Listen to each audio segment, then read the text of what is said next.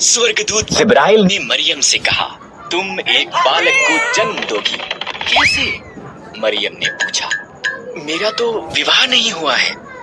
परमेश्वर का पवित्र आत्मा तुम पर आएगा, बालक परमेश्वर का पुत्र होगा।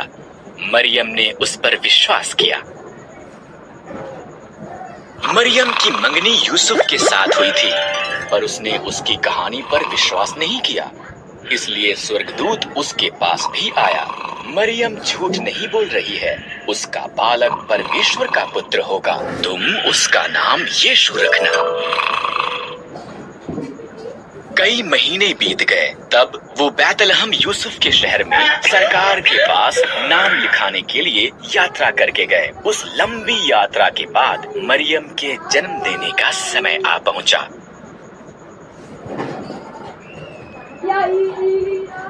बैतलहम में सभी सराएं भरी हुई थीं। इस तरह से परमेश्वर का पुत्र एक अस्तबल में पैदा हुआ, कपड़ों में लपेटा गया और एक घास के बिस्तर पर रखा गया। उन्होंने उसका नाम यीशु रखा।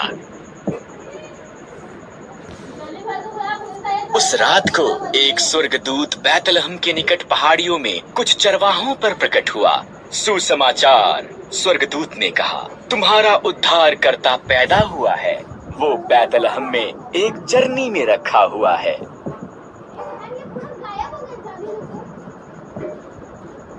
अचानक और स्वर्गदूत प्रकट हुए, इतने ज्यादा कि उनसे पूरा आकाश भर गया। आकाश में परमेश्वर की महिमा। उन सब ने गीत गाया, पृथ्वी पर उन मनुष्यों ने जिनसे वो प्रसन्न है शांति हो।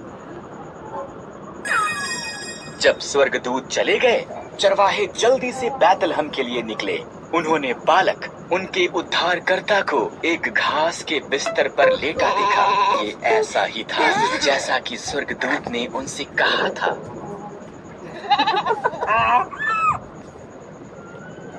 चरवाहों के यीशु को देखने के बाद वो शहर में से होकर गए।